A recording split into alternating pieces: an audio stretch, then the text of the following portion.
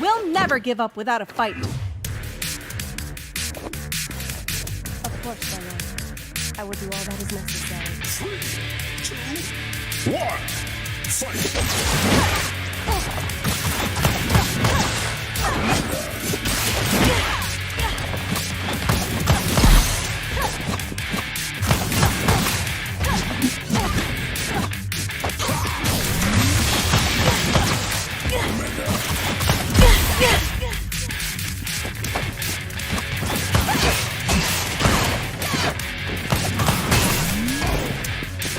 Yellow Ranger, power up!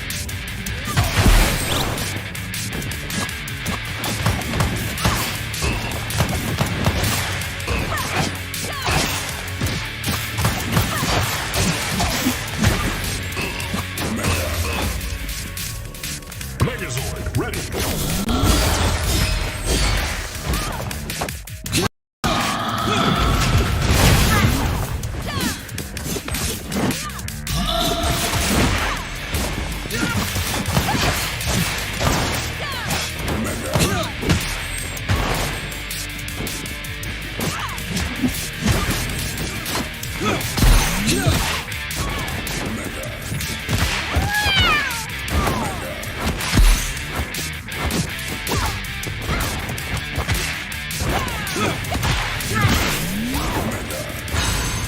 Cat stunners!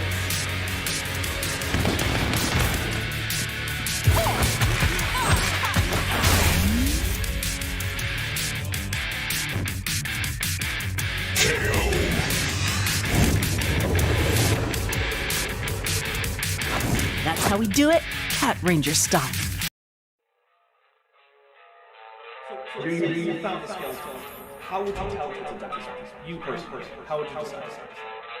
Well, interesting question. I don't know. I'd have to do some research on that.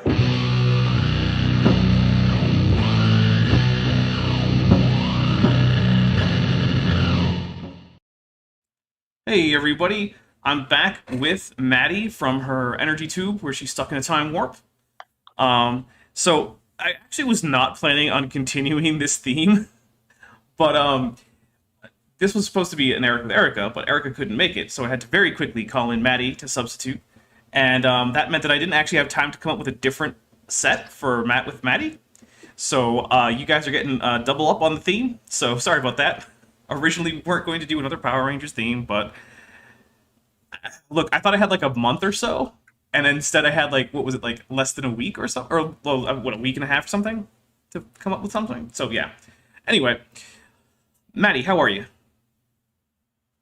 I am doing great. I mean, I'm stuck in this energy tube, but like, you know, I actually can't see it where I am, so I hope I'm miming this correctly. But yeah, no, things are good. I mean, they're about to get worse because we're gonna listen to Matt Powell. Yeah. But I did volunteer for this, so I've got Oktoberfest is out, beers are out in the local, you know, breweries and liquor stores and all that. So I'm set. I'm in a happy place. I'm good. Okay. Well, let's see. I am ready to go over the drinking rules, if you want to. Mm-hmm. So, we drink first. Now, I usually say Kent, but it's really whoever I have on one of these shows as the creationist, right? So whenever they say something that is just so stupid, we kind of have to, which is, it's a lot. Also, whenever they get something right, without it just being a direct quotation that they got from someone else, that gets a drink. Also, we drink whenever a joke doesn't land that they tell, or they tell a story that almost certainly didn't happen. This includes people who couldn't exist. Yeah. Sorry, that's like I talked to an atheist once and they said blah, right? Yeah. Okay. Also, if one of us makes a prediction and it comes true, we can sometimes use that as a drink trigger. And last, but of course not least, we do have some somewhat random drink triggers that may or may not occur, such as Godzilla or Mothra showing up. However, if you would like to make such a thing occur, you can always, if you're a channel member, super chat with one of the emojis that we have. We have a Godzilla, a Mothra, and a King Ghidorah emoji, any of which you could super chat with if you're a channel member. It does start at $1.99 a month. which is not much. So That's not much. no, you definitely That's pay not more. much at all. You almost certainly pay more for coffee, even if you're not going to get it at Starbucks and you're just making it at home. You're still probably paying more for coffee than that. And you can make me It's a drink whenever bargain, you want. really. Yeah. So anyway, I want to say first thank you to Carrie Bronson, who already sent in a super secret that said on set. Thank you very much, Carrie Bronson. So at this point, let's go ahead with Matt. I have to remember his name. What show am I on right now? Matt had just finished saying that he talked to an atheist who said that he found the Bible incredible because it had a talking animal. And then Matt said that, but you believe, according to evolution, that humans are animals. And we had been like, yes, this is true. Also, by the way, Ecclesiastes says that humans are animals. So, in fact, actually, I want to bring that up because I actually put it in a script I'm writing. So yeah, Ecclesiastes. What chapter was that? Whatever. Just if you look this up on like Bible Gateway or something, it'll come up. It's in Ecclesiastes, and I forgot to write in the reference, but I'll fix that later. I said in mine heart concerning the estate of the sons of men that God might manifest them, and that they might see that they themselves are beasts. For that which befalleth the sons of men befalleth beasts, can't talk. Even one thing befalleth them as the one death. As the one dieth, so dieth the other. Yea, they have all one breath, so that a man hath no preeminence above a beast, for all is vanity. So, Matt, it's not just me, it's not just science, it's not just the atheists who say that humans are beasts, it's also the Bible. So... Yeah, I have to say, one of my favorite games to play with Matt is arguing with him, reacting to him, I guess, with the Bible. Yeah. Because, again, his whole thing is like, well, I believe in the Bible. And that's like it's his whole shtick. It's his whole thing. And if that is true, then neither you nor I should know that better than him. Yeah. Right? Yeah. That's a good point.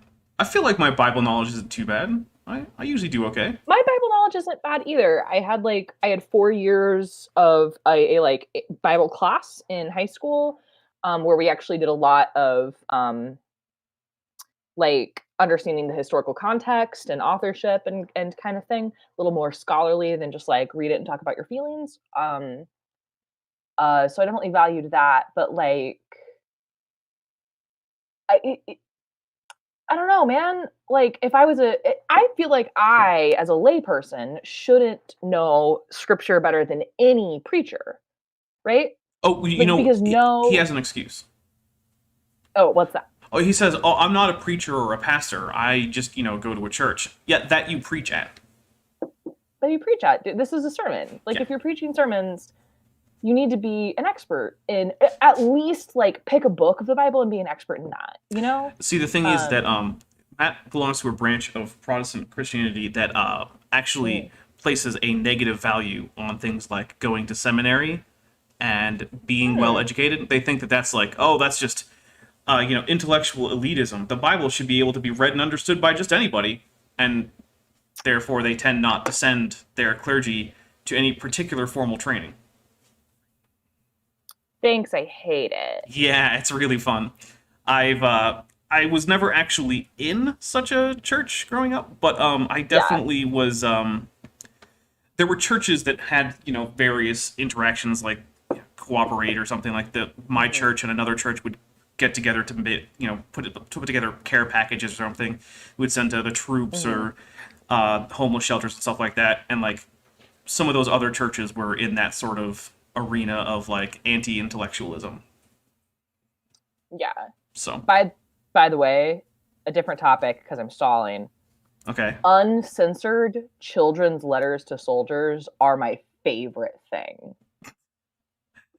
That is very off topic.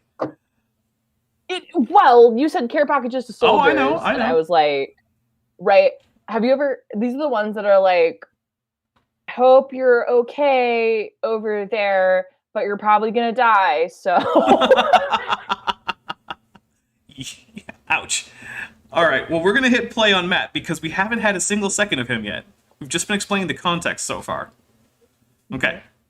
So you believe in 7.8 billion talking animals. None of whom are donkeys. None of whom are donkeys. Right. Listen, that story in the Bible would have been way less surprising if the talking animal was a parrot. Yeah. Yep. Or just a human. Or just a human. Yeah. Yeah. Like, oh, maybe, Balaam has a porter, which is, someone you pay to carry your things. And, the porter spots like a dangerous animal around the curve. He's like, oh, hold up. And then Balaam gets really angry. Then I don't think too many non-believers would be like, oh, this is a crazy story. This is a crazy... Right, no, we wouldn't. Or a valet. That's the word I was thinking. Ah. A valet. That does sound much fancier than porter. Yeah. All right, here we go. 7.8 billion of us here on Earth, and the Bible only mentions 2. You say, well, that still didn't answer the question. Okay, well, if God created the world from nothing, do you think it would be rocket science for him to take something that he designed and make it speak? The Bible says that the rocks will cry out to God if we don't lift up our voices and praise him. I actually am going to somewhat agree with Matt here in that if you accept the existence of an omnipotent being, then him having a donkey talk isn't really all that, like whatever, you have an omnipotent being. Basically, you're now at the point where you can just say, a wizard did it, and move on. Exactly. So I'll actually take a drink for him being technically correct. Okay. If there is a God as described in the Bible, then I'm sure he could make a donkey talk, and that shouldn't be a problem.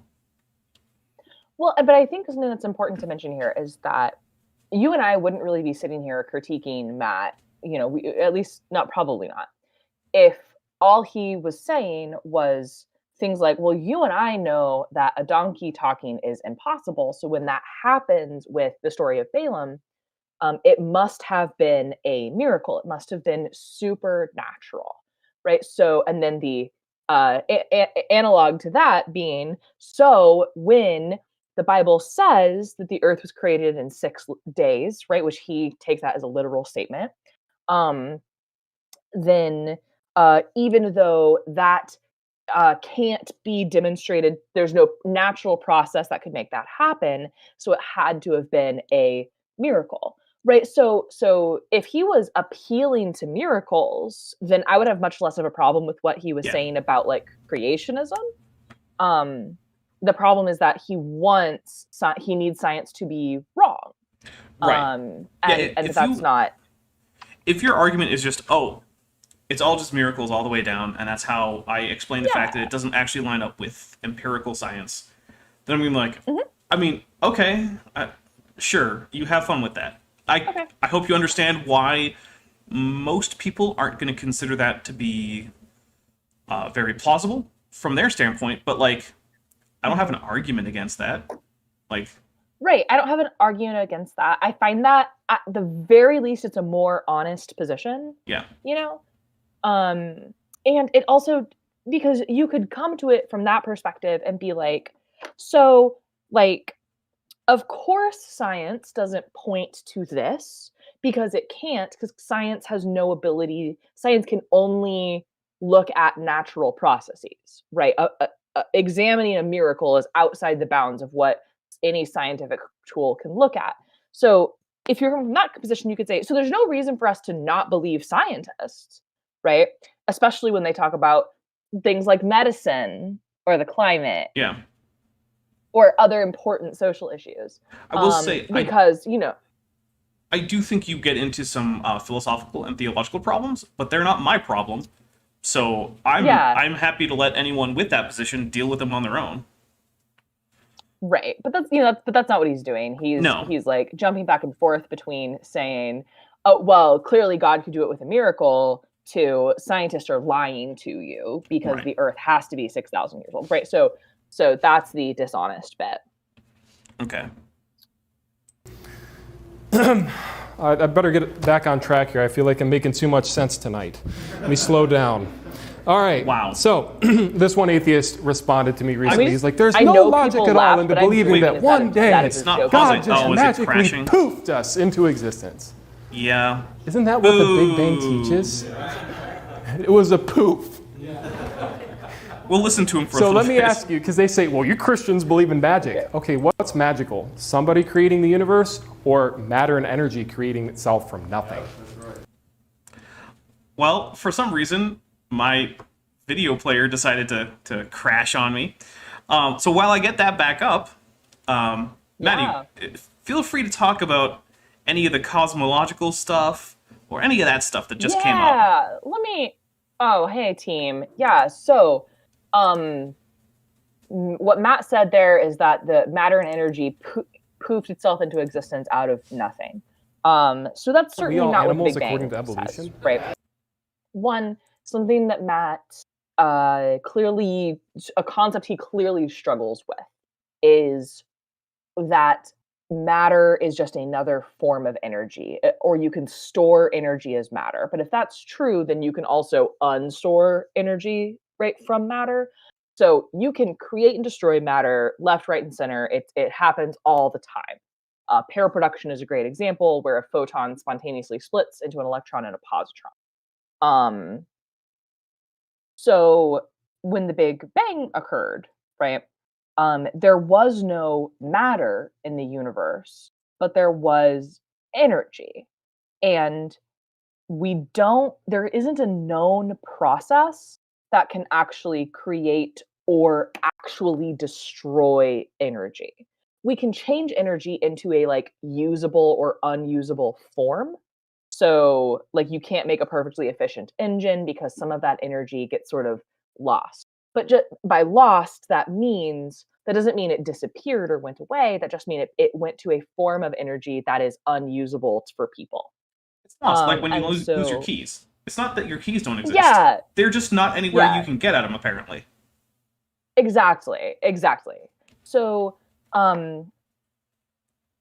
until we can demonstrate otherwise, right?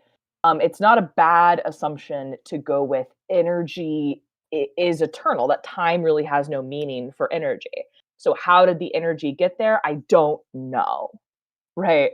I don't know, and there's not. So the Big Bang, there wasn't matter, right? There was no matter. There was just energy. There was just an infinitesimal, a very small,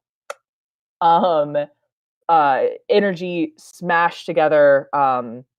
And when that became unstable, then the Big Bang happened. It was the rapid expansion, and out of that, some of that energy transformed into matter, which is again just another form, another way to store energy. That's E equals mc squared. That's what that means. So how did the energy get there, or where did that come from? Right? Those are very interesting, fun, open questions of science. Right. I don't even know how we would study that, but like I'm sure there's a much smarter than me theoretical physicist working on that.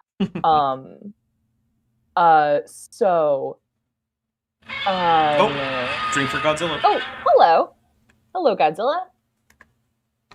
Thanks, Godzilla. I needed to take a sip of something because my mouth is getting He's dry very. from talking. Godzilla puts a premium on proper hydration. I just didn't tell him that we're drinking alcohol. Yeah, let's not tell him. Let's keep that to ourselves. Okay. So this like poofed out of nothing, that's so simplified to the point that it loses all meaning.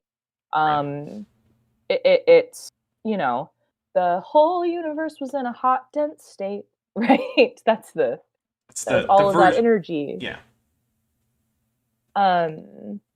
When nearly 14 billion years ago, expansion started. Wait, like that's actually the most a still very simplified but much more accurate way of thinking about it. It gets less accurate when it goes to biology, that song. Right, yeah, that's fine, but just those few bars. It starts out pretty good, and then it's like, oh wait, no. Yeah. So Matt really doesn't have a good understanding of what the Big Bang is. I don't know if that's I mean, we can't be surprised. willful ignorance. This is the man who or- talked about the space, the air in air space. the space air. The air Yeah, in because space. he thinks that the sun needs oxygen to continue burning because apparently it's a big lump of coal. Right. So also something that after listening to more Matt Powell than anyone should subject themselves to, Which is I Eddie. am pretty sure. Right. I am pretty sure that he thinks that the Big Bang was all matter in the universe, right? That matter isn't allowed to change states to, like, it has to stay as atoms, Oh, yeah, right? okay. I think he thinks that that's what the Big Bang was, that we took all of the matter of the universe and tried to squish it together. And that's impossible. That's not going to happen. Right. It would be a more stable state for that matter to turn into energy. So I don't think he has any understanding of like nuclear processes of how matter, can change, how uranium can change into radium. I don't think I he has honestly any think concept of that. that if I had to sit down and teach Matt Powell science, we would have to start with like Newton. I think We'd have to start pretty early. Yeah. Like Newton's laws of motion are probably currently not inside Matt's brain in a significant way. Yeah, and from other things I've heard him say, like, not only do we already need all of the like just individual pieces of atoms, like I think he thinks that in the Big Bang you have like all of the water in the universe existing as water. Oof. Right? Like, Yeah, right. I think nobody. I think that's his concept. You had to go through based off just some. You had to go through at least one stellar generation to even be able to get water. Right. Like, so, ooh, no. yeah, for the folks at home, right? What would have come out of the Big Bang would have been the only matter that would have come out of it would have been hydrogen, maybe just this much helium, and maybe a touch of lithium, but like 99.9 hydrogen. Yeah. And then what you get are those stage 0 stars or stage 1? Honestly, off the top of my head, I'm not even sure. So we'll just say the first generation of stars, because we'll definitely be right there. First generation of stars. I know this, but it's almost entirely. Yeah. Cameras do things where information that I swear I knew like really well an hour ago flies out your brain. It's just gone. It flies right out of my brain. It's the headphones, they suck it out. So you have to have a whole generation of stars that are they're hydrogen burning stars. So they're made of effectively pure hydrogen. And then you start to get stellar fusion. That's not the kind of star we have. Our star right now, it's not doing hydrogen fusion, it's doing helium fusion. For quantum tunneling reasons, I think that might not be accurate for the sun, because you're doing hydrogen for your whole main sequence period. Once you're going into helium, I believe you're starting to get off of the main sequence and into the red giant phases. I could very well be wrong. I could be misremembering. It is easier to fuse helium than it is to fuse hydrogen. Let's see. Someone asked if I've seen By the way, it's easier to fuse deuterium or tritium than it is to fuse helium. But so I could be wrong. I think I owe you guys a lookup on that. Yeah. I'm not sure if I've seen the YouTube channel Cool Worlds of Bean. I'll try to check it out. But let's get a little bit more Matt in here, and we'll try to get to where we were. Is that the rocks will cry out to God if we don't lift up our voices and praise Him? See it on my end. Oh no! Oh, that's right, because I had to restart the thing, so I have to restart the video share, because that's how Discord works. That's how Discord works. All right. I mean, I guess I don't have to see him. I just need to hear him. But if I'm on Discord, then it won't come through the audio. Right. Never mind. Oh, actually, it'll come through the audience because it's not capturing it through the stream. So you should have a stream up there. Oh, I said the audio. I couldn't hear. Oh, I I'm sorry. can see that. Okay. Yep. So now we should be good. So we heard some of this, so I'm going to go a little fast. I better get back on track here. I feel like I'm making too much sense tonight. Let me slow down. All right, so this one atheist responded to me recently. He's like, there's no logic at all into believing that one day God just magically poofed us into existence. Isn't that what the Big Bang teaches? It was a poof. No. So let me ask you, because they say, well, you Christians believe in magic. Okay, what's magical? Somebody creating the universe or matter and energy creating itself from nothing? That's where we were. Somebody creating the universe. That's what's magic. We're saying that natural processes,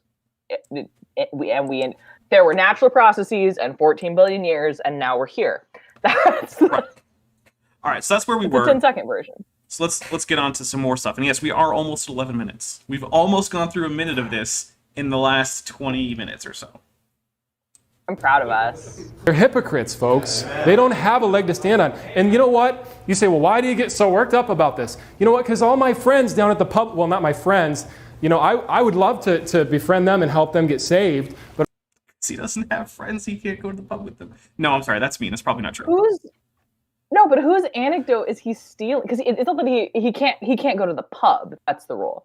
One, where in the world is he? Where in Alabama or wherever is he that there's a pub, right? That's not England, you know. In Little Britain, down in Alabama. Well, actually, I don't think he's in Alabama right now. But I don't know. Maybe he is someplace with a pub. He might be in Arizona. Right now? In this video? I don't know. Maybe. No. In this video, this might be Arizona. But like, I guess. I want to know who did he borrow this anecdote from? Where it was my friends down at the pub, and then he was like, "Oh, I can't say that because alcohol's of the devil." She said as she took a sip of beer. Yeah. Well, I'll just take a drink for. There's been at least one story that didn't happen, so. Yeah. all these people over at the public school system are getting lied to. All these people in my demographic, and it bothers me. It bothers me. I can't stand it. They say, well, the flood's a myth, you know, the creationism's a myth. Even Bill Nye himself said, you know, creationism is in and of itself silly. First, yes, and second, I like how he says Bill Nye himself as if Bill Nye is like some great authority on science. He's a science communicator who is doing a decent job. I've got some criticisms. I've got some praises. You know, he's not the guy from Whence Floweth Science. That's not how science works. Well, and that's been really interesting because that's been something that's happened to me in a few debates, right? Like when I did that debate with Nathan Thompson, he was like, "Well, Neil deGrasse Tyson says blah," and it took me until like days afterward to realize that it was like, oh, he thinks that because Neil deGrasse Tyson said something that I take that as the gospel truth, right? And Neil deGrasse Tyson is obviously the Pope of science. Clearly. But I think that just shows there's a different mentality here of truth comes from authority figures, right? And so I think people like Matt Powell struggle when they can't see, well, who is the authority figure in science that I need to get all of the information from? And that's not how it works. Right. Yeah. Yeah.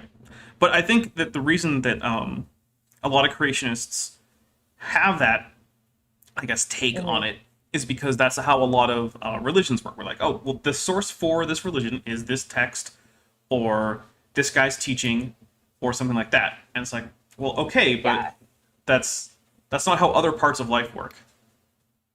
Like and the types of the version of Christianity that Matt Powell's a member of, really, the gospel truth is whatever is being said by the pastor. Right. That you don't even have to read the Bible for yourself if you just listen to the right pastor, you know? By the way, Smitty says the Archbishop of Astronomy, which is amusing, but also there's an observatory not far from where I live that actually has a lot of the telescopes there are owned by the Vatican. So it turns out the Vatican actually does a lot of astronomy, and there's a reason that the astronomer who proposed the Big Bang was a Catholic priest. It's because the Catholic Church actually does a lot of astronomy. So that's really who knew? Who knew? All right, let's let Matt talk. I'll try to stop him less. And he says, you know what? Your worldview becomes so fantastically complicated, boys and girls, when you don't believe in evolution. What part of believing that you came from an ape makes your world less complicated? It's the part where you don't have to explain away all of the evidence that is absolutely overwhelming for evolution by various ad hoc methods. That's what's less complicated. But why is less complicated? Like, why is complicated have a good or bad value on it? Yeah, the universe isn't Right. obligated to be simple just for your benefit. Right. Nothing's obligated to be simple. And in fact, like, I don't know, I think most things worth knowing and worth doing are complicated. That's not to say that like complication is inherently good, but Nope. why is that, like, why does that have like almost a moral value on it? That doesn't make sense. Yeah, and actually, if I were to have Mr. Nye around, I would also say I don't think that's the best way to frame the discussion about creation versus evolution in terms of complexity. But I do also tend to agree that the simpler part is that you, again, don't have to explain away all of the reams and reams of data that support common ancestry for humans and other apes. Whereas in creationism, you do. And the way that has been done, broadly speaking, has been by simply lying. Like, at the Creation Museum, they present all these skulls and they show how there's this big gap between these ape skulls that they have, which is basically just Australopithecus, and these human skulls, which is various Homo specimens. But the thing is that they leave out Homo habilis, which is right in the middle of their supposed gap. They just don't have him there. It's just not a skull they talk about. And it's like, well, then you're just lying to people. You know this is a find, right? Like, you talk about it in some of your literature. It comes up on, like, creation.com and whatnot. But, like, where is it? Why aren't you presenting this to people as part of the evidence? Oh, because you're being dishonest. And the thing with Matt is, he says stuff that's so dumb, I'm not actually sure if he's dishonest, because, like, once you go with there's air in space and the sun burns oxygen, like, at that point, I don't know what you actually think about science, because anyone who can say something that dumb live on the internet in front of an audience is someone who, like, you're not going to catch, like, Jason Lyle saying that. Like, it's just not going to happen. So he's on a different intellectual level than the, pros, but I still suspect that Matt is probably at least being dishonest when he does stuff like this, like straw man people. But now I'm delaying. So, yeah, go ahead. Let's keep talking. Will somebody please explain that to me? I would love to. You know what? It's good to laugh. Matt, you know what? We're doing that right now. You can just come on by. Subscribe to the channel. Hit like. Yeah. Come on in. In fact, you know what? If Matt And wanted to have a come on, conversation and don't preach at me. if Matt wanted to have a conversation about the basics of science, I'd have that conversation. Oh, I would love to do that. Yeah. Again, I will legitimately. We will start the GoFundMe. We will pay for just rhetoric, my guy. I just want you to take a rhetoric class. Learn how to make a convincing argument. That's it. Yeah. It doesn't have to be logically sound yet. It doesn't have to be true yet. Just convincing. Laugh tonight, amen, because he that sitteth in the heavens shall laugh. The Lord laughs at these people. Okay. So the Big Bang, and I want to get back on track. I got a lot to cover tonight. The Big Bang teaches that everything just went from smaller than a single proton, everything in the universe, and exploded into our known universe in a trillionth of a second. No, so there's a few things there. I'm going to take a drink because that's... Yeah. Okay, so in a sense you can say everything, because everything ultimately stems from the energy at the Big Bang, but it's not like, your car was squished down into the Big Bang thing as an identifiable thing, right? Like, there weren't identifiable rocks or stars, or even atoms, or even, matter. Like, none of this was in there. Right. So that's the first part. We already covered that mostly. But also you said exploded into the universe. No, this is the universe not exploding, but it's self-expanding. So there's this thing called the scale factor of the universe, right? And by definition, the scale factor for the universe right now is 1. That's just the definition. It's currently 1. And if it goes smaller as you go back into the past, everything comes closer together because there's simply less space between any 2 points that exists, right? So, and then in the future, the scale factor goes up as there's more space. It's not that everything is flying out in some sort of like actual chemical explosion or something, right?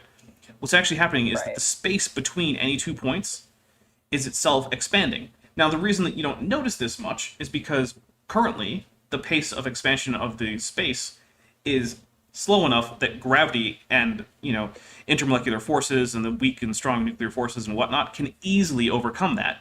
And so everything stays together. But it is, in fact, possible for space to expand so rapidly that that's no longer the case. And that's one of the proposed ultimate fates of the universe called the Big Rip, where basically space is just expanding so fast that even atoms can't stick together and they just fly apart. That's interesting. So, well, and again, I think another concept that Matt probably doesn't have a good handle on is this concept of the universe.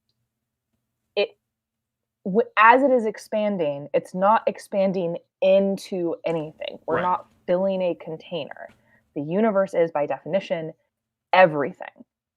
So it is expanding. It's not expanding into anything, because if it was expanding into something, that something would have to be part of the universe. Right. And that's kind of a trippy thing to think about. He seems to think that somewhere out in space, there was a dot sitting in space that then expanded into that space. But all of that is wrong. Now, yeah, like you said, not exactly the most intuitive concept, but you got to get the model right if you're going to critique it. He also views God as external to the universe, right? Maybe it's expanding into God. And that's like, I mean, we could have a long, I think, philosophical type of chat on a about different show. What would it mean on a different show, and that I would have to be like, hey man, we might as well be writing science fiction because, this is all what ifs, blah, blah, blah.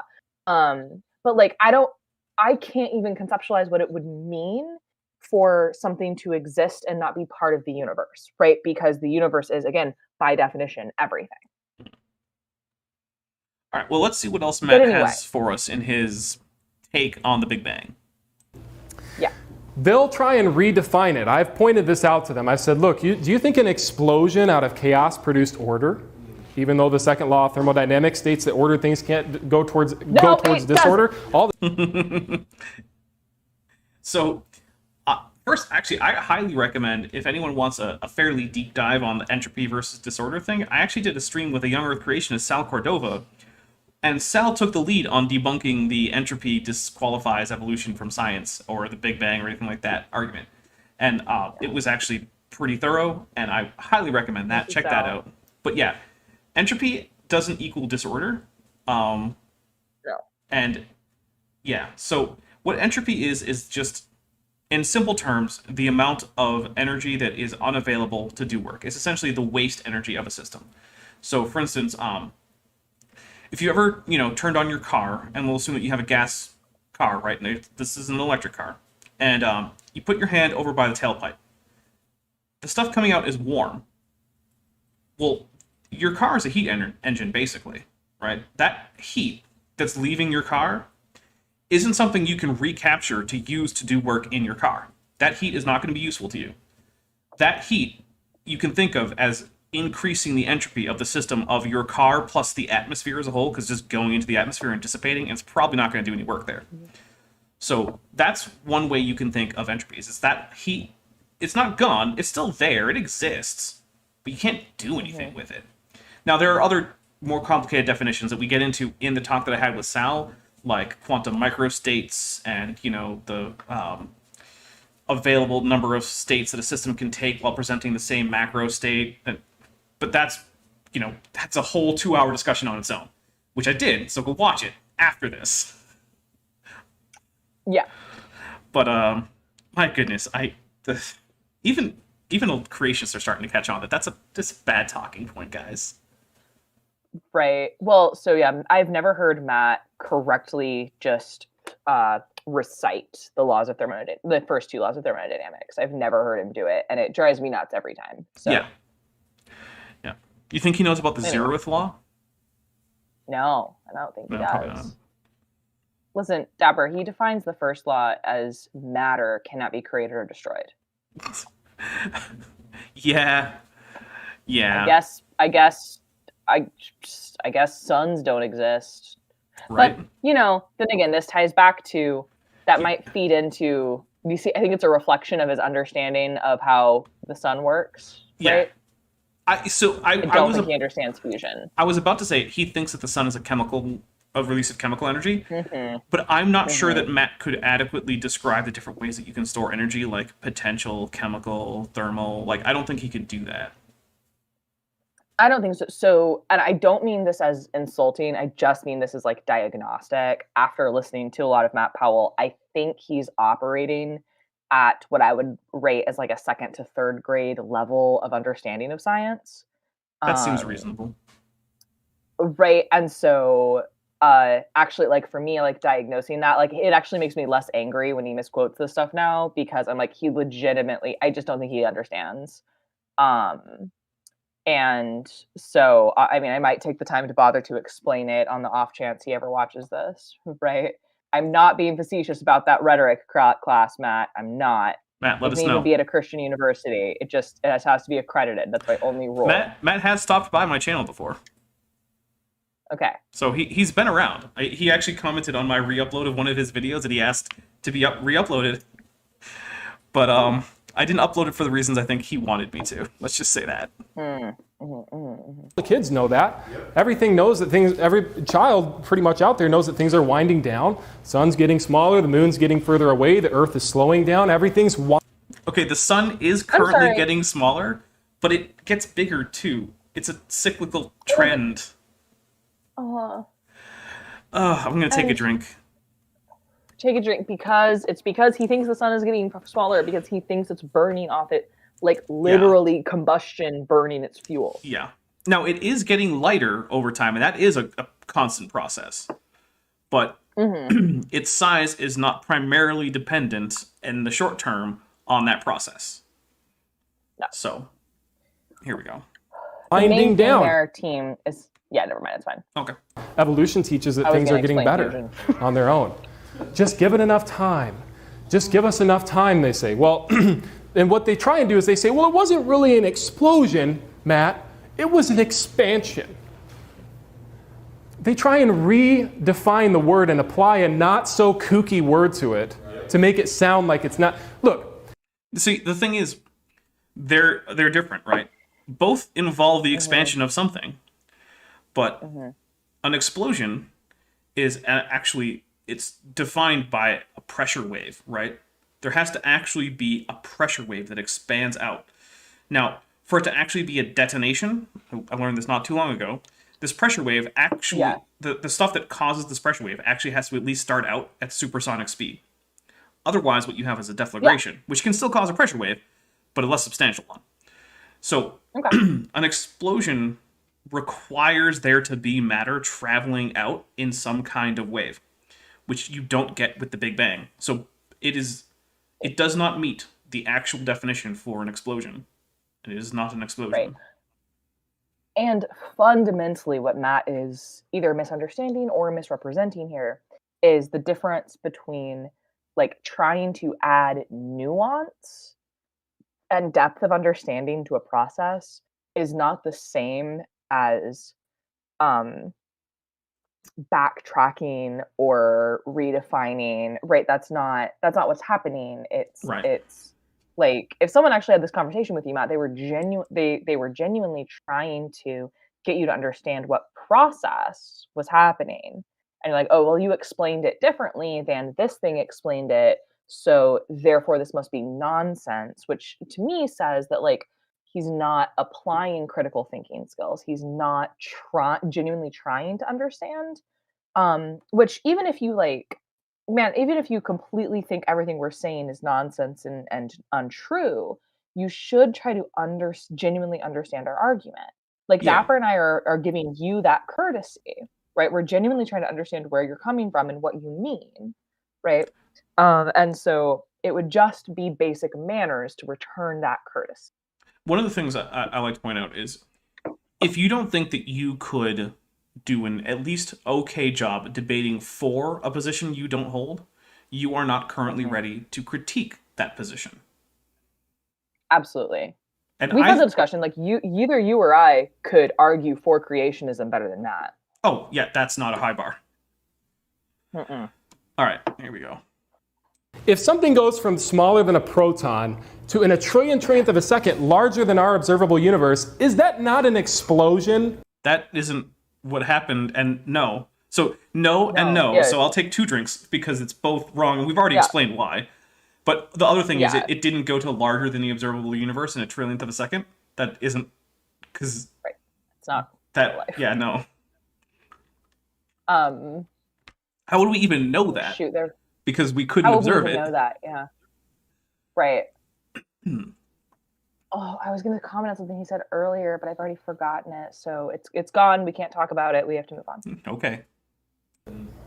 They say, well, it was just an expansion. Well, if that's not an explosion, I don't know what is. He's right. He's So let's right. move on from the Big Bang. He doesn't know what an explosion is because that isn't one. So he said, if that is an explosion, I don't know what one is. Take a drink for Matt being right. Take a drink. Good job, Matt. Self-awareness in the midst. I know the other thing. It's like Yeah, actually that's some nice accidentally. self-awareness there, Matt. It's like accidental self-awareness. Oh, it's self-awareness. It's Yes. self-awareness. The best subreddit. The thing I wanted to say is Matt's also did you know that he's applying like good or bad like value things onto like whether something is ordered, like more ordered versus more chaotic.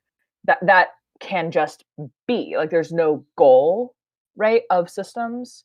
And there's not like good or bad. Like you can't apply a moral value judgment on like the state of dust, you know?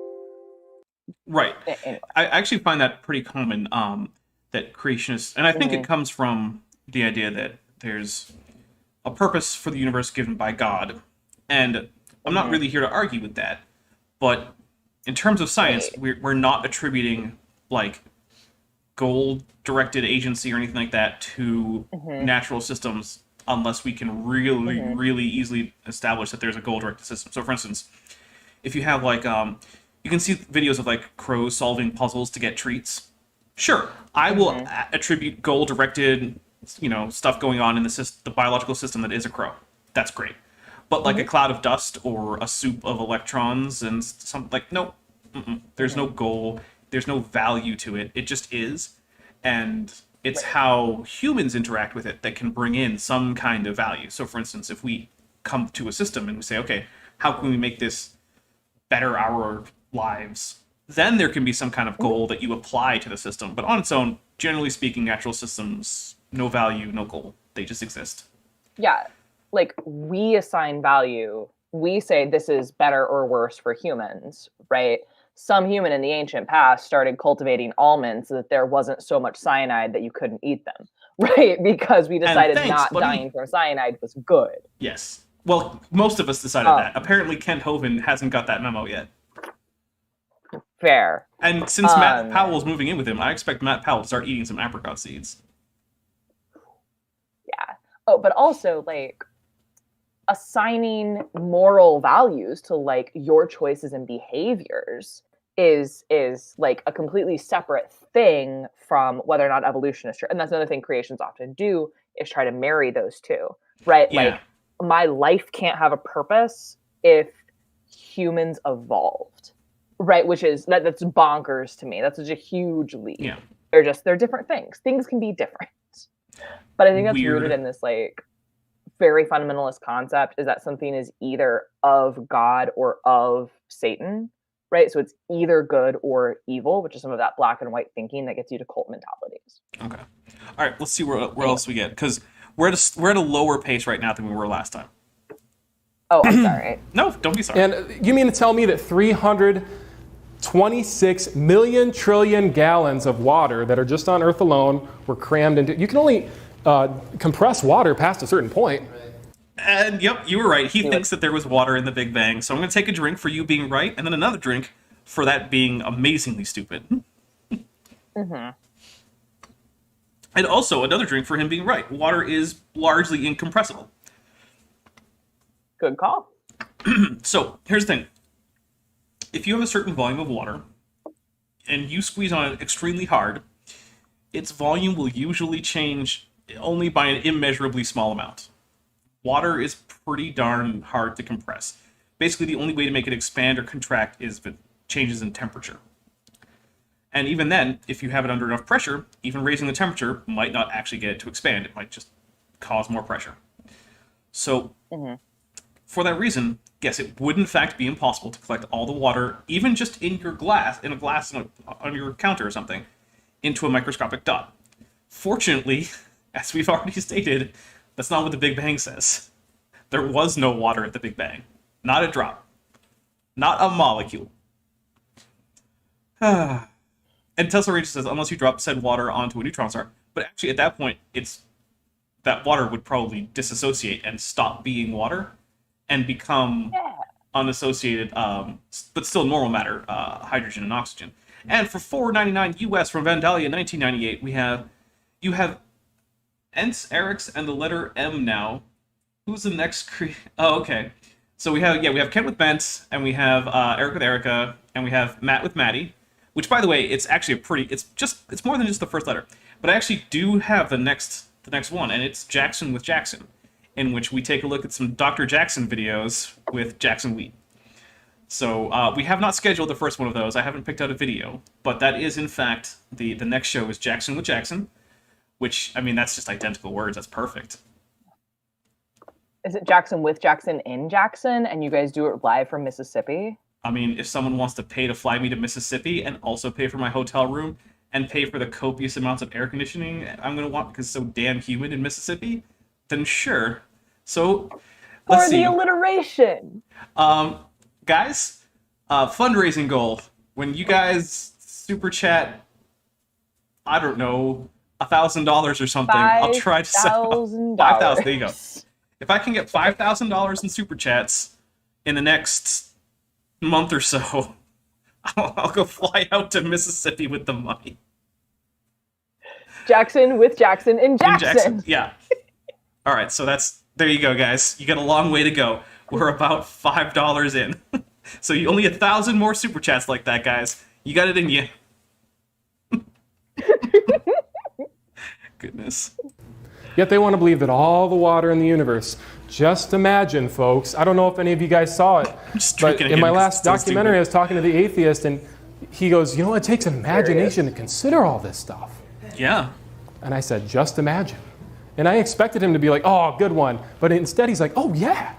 Yeah, because if something isn't in front of you, how can you consider it except by imagination? Yeah, like a thought experiment is imagination. Like, yeah. I'm sorry, but if you want... Physics is full of thought experiments. Right, and then we go do actual physical experiments to figure out if the thought experiment led us in the right direction, because sometimes it does, sometimes it doesn't. Right. Well, and thought experiments are great ways to, like, teach people already demonstrated concepts, you know? Like, that's not how you prove anything, but it is a good way to understand it sometimes, if that makes sense. Yeah. Just imagine. Just use your imagination. So I'm sorry that basically this just comes down to, I'm sorry that sometimes science is unintuitive, and in order to understand it, you're going to have to use the imaginative part of your brain. But that doesn't make it not empirical. It doesn't make the it doesn't make the data go away. No, none of that happens just because you're going to have to use your imagination to understand some of these concepts. Anyway. Oh, you know, I think we should, you know, use our imagination and be creative, but science is not based on just imagination. It's based on facts. And anybody that believes... Hey, that's correct. It is not just based on imagination. That's true. It's not a lie. So, yep, it is also based on facts. So, here we go. That matter and energy could create itself from nothing, doesn't believe in science. And that's what I want to establish here real firmly tonight, is that if you are an atheist, if you're listening to this sermon and you're an atheist, you don't believe in science. Yep, that's right. Period. And I'm sick of Christians saying, well, we got to compromise and we got to give in to theistic evolution, and we need to get Brother Thompson to join us and Brother Powell to join us and try and win them over by being more like them. Oh, okay, what advice, Matt, do you have for people who are watching who disagree with you who aren't atheists? Like, is there anyone... Like me. Oh, right. I'm not an atheist. Surprise. Weird. Weird. So that's actually one of the reasons I want to take a look at this, is because it's a bit of a pet peeve of mine, but it's creationists conflating atheists with people who oppose their anti-science nonsense. Those groups are not synonymous. Yeah.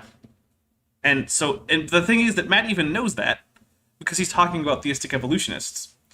So I don't know where the disconnect comes from. The only thing I can think of is that it makes it easier for him to get people caught up in tribal tribal thinking. That's literally the only thing I can think of.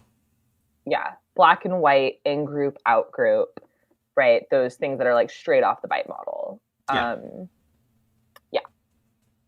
We're gonna mention that every episode, aren't we?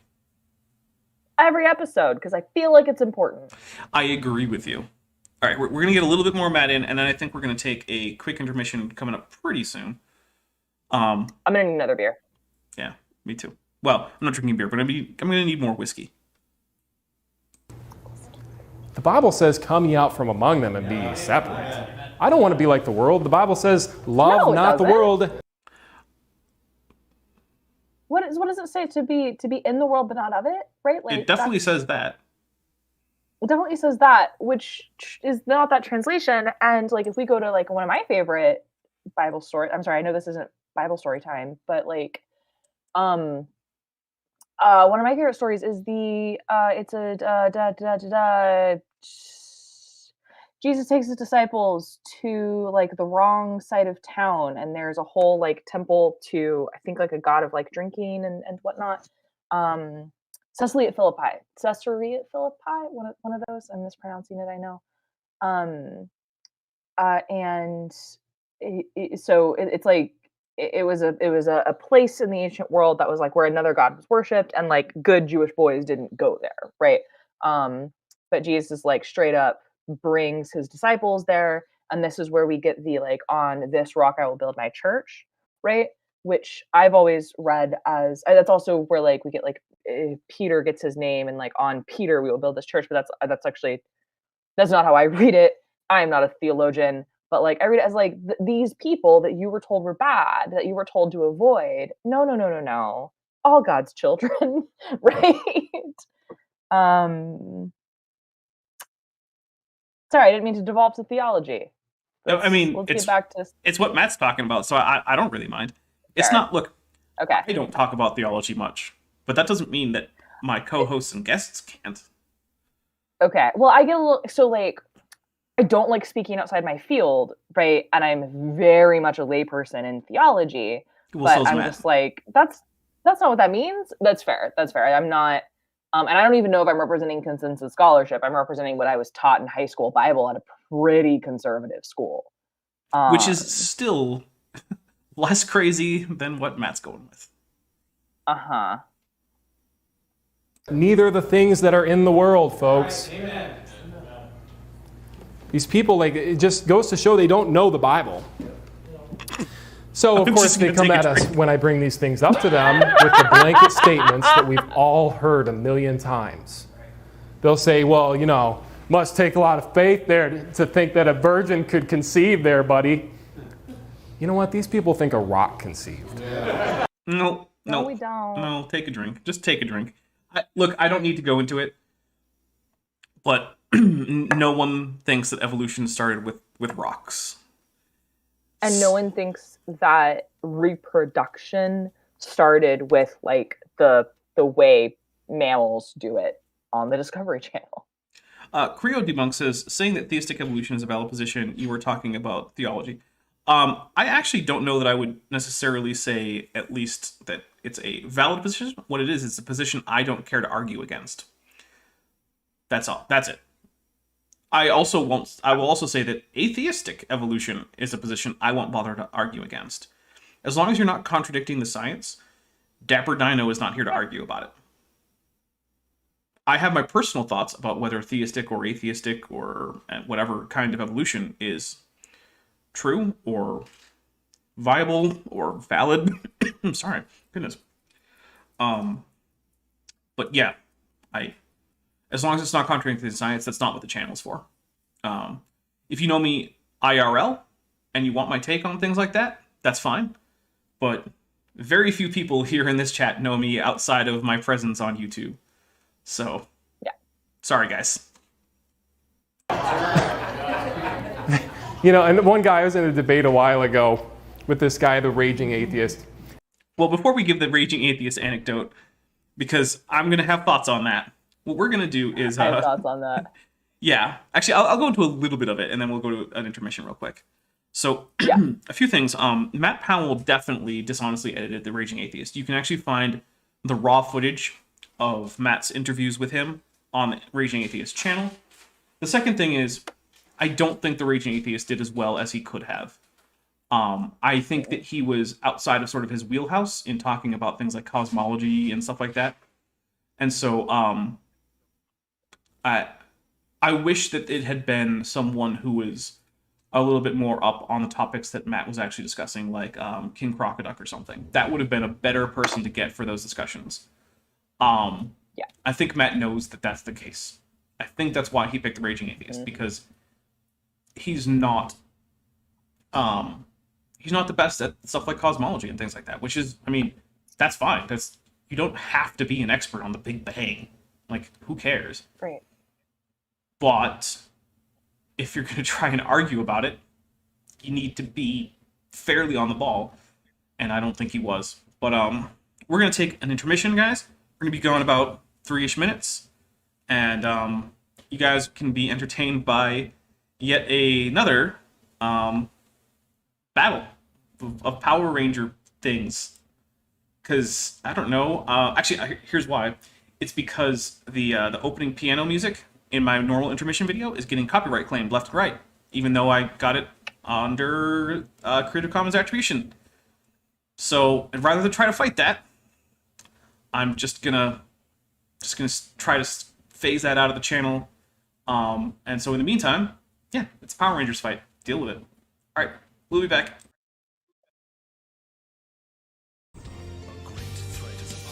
Time for action. When I want your opinion, I'll give it to you. Back to action. 2, 1, fight!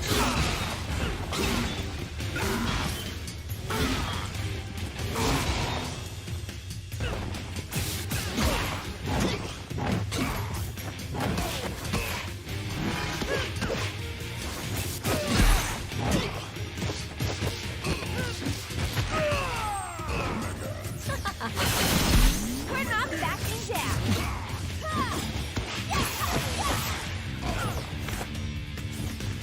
Can I help you? Tag team. Hiya.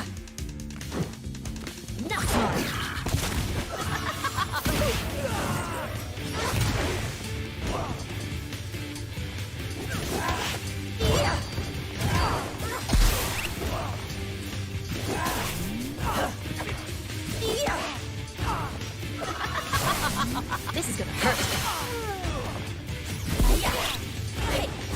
Zero in on my coordinates.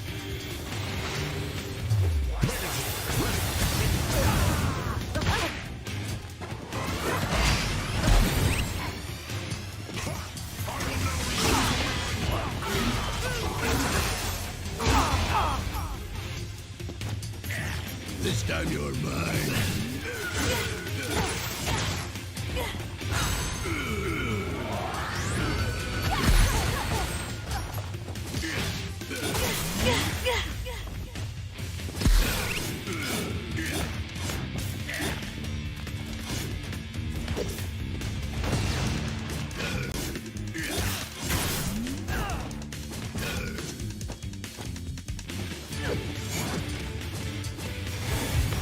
Megazord, ready!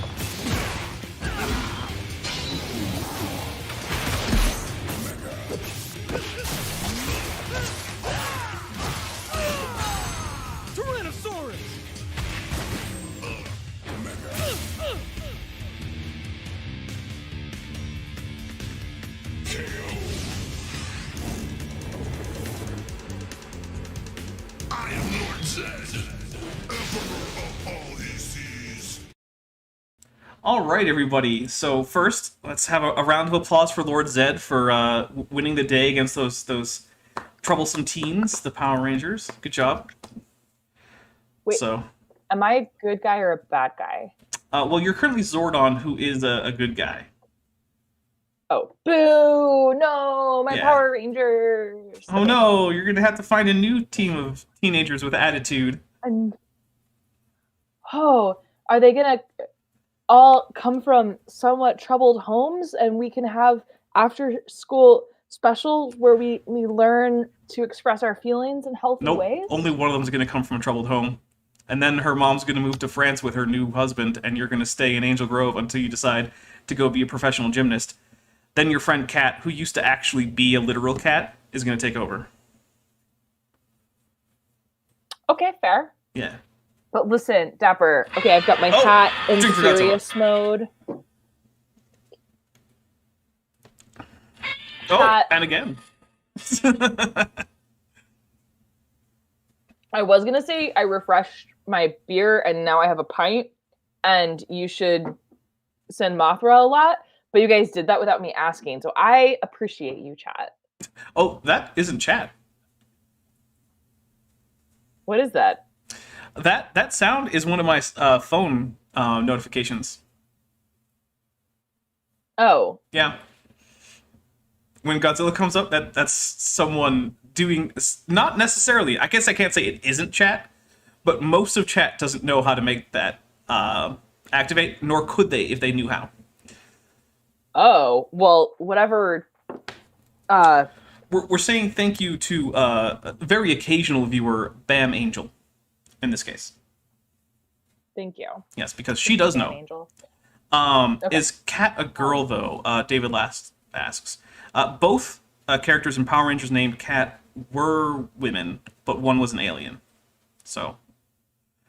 But they were both Rangers. Just one was pink and the other one was kind of white, maybe? But was always referred to as the Cat Ranger. So. And actually, she was in one of the clips that we played today. So, anyway, moving on. And he goes, and I'm sure a lot of you probably know him. I feel bad for the guy. I hope he gets saved.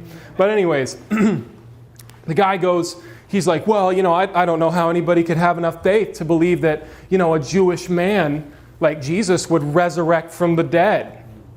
And I'm just thinking, man, you think that every living cell came to life out of non-existence. Yeah. And okay, we're going to take a drink. Would you like to start us off on that one, or should I? Okay. So much detail. I'm baffled by the sentence once again. That's because we have we have a story about a human person whose brain function ceased and heart stopped breathing, brain death, right?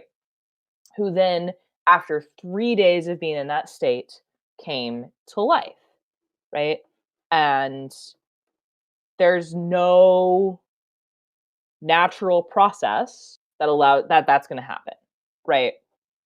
That's not how dying works, right? And there's no there's no one who believes that thinks that that's not a miracle, right? Right. That's just a different thing, to the point that I don't even know how to compare them to. I think he's referring to abiogenesis. I agree. Of how did the first self-replicating thing come into existence. And there's certainly a line somewhere that's actually, no, it's not. It can't be a line, right? We can certainly identify things today that's alive, that's not alive, right? But where something transitions from alive to not alive, I think is fuzzier than we like to think, right? Yeah, for instance, clinical death involving things like heartbeats and whatnot. People come back from that. Mm-hmm. Mm-hmm. Yeah, but also okay, would say, oh, I don't know enough biology to give a good example, but I know that there's like microscopic things that like can self-replicate but don't meet other definitions for life. So I might just I might hand that kind of a concept over to you of like, what does it mean for something to be alive in the simplest sense? So, actually, interestingly enough, that's been a pretty hotly debated topic, and most of the things involving things like, ability to metabolize and reproduce and things can be matched by things that aren't generally considered alive, especially fire. Fire is one of the classic examples that it's using chemical energy to sustain itself. It's not in thermodynamic equilibrium. If it stops being in thermodynamic disequilibrium, it goes away. It doesn't exist anymore. It can reproduce and create separate fires through, fission of the fire, basically. What a definition that has been more recently proposed is basically any chemical system that is capable of evolution. Oh, okay. Which would make viruses alive, and it would make fire not alive. So of the things we know of, it would restrict it to the things that we normally consider biological. Okay. Well, and I know that if we think about, like, you're not gonna make abiogenesis, there's no expectation for it to produce, like a fully functioning single-celled organism, right? That's nonsense. So, like, the simplest form of life that exists now is unlikely to be the like first life that came from abiogenesis. Because it still exists after like 3 billion years of evolution. Right. So nothing will be unchanged over 3 billion years. Right. I hate to say nothing. I hate speaking in absolutes because I'm not a Sith. But well, only a Sith deals in absolutes, except when you're talking about the Sith. Then you can deal in absolutes to talk about them, apparently. Because only a Sith deals in absolutes. Yeah, I'm not a big fan of the prequel trilogies. Can you tell? Right. Sorry. Yeah, no, I can tell. It helps that I was a literal child when they came out, and so I was like, ooh, lightsabers, Anakin! Oh, and you weren't 150 million years old? I wasn't 150 million years old. That's gotta be really difficult for you. Yeah, it makes me super jaded. Yeah. All right, let's get some more power in here. From dead material to begin with. You believe you and I and every other life form came to life out of non-existence. I believe Jesus. So No, this is one. Matt, I think your parents had sex and made you, right? Like, yeah, I took a drink for sorry, that, by the like the process to make a Matt Powell. So the thing that this is it's just him going from like, okay, we're gonna skip every single possible intermediate step between the Big Bang and me existing now, and it's like you can't do that, right? Like no one talks like that, right? Right, I guess except maybe the song. Well, but I guess that even has steps. Well, think about it this way, right? Sometimes I bake bread, right? And I usually start with like, flour and sugar and salt and water and yeast and whatnot. Okay, but when someone says, oh, hey, how did you make your bread? I don't start off with the biology of yeast. Right? I start with a list of ingredients you could get at the grocery store. I also don't start off with like, where does wheat come from? Because it's not what anyone's talking about when you say, where did this bread come from? Similarly, when you say, where did Matt Powell come from? The first thing we're going to talk about is Matt's parents. Now, if you want to say, where did the human species come from? Then we can talk about, hominins and, the evolution of the hominid line.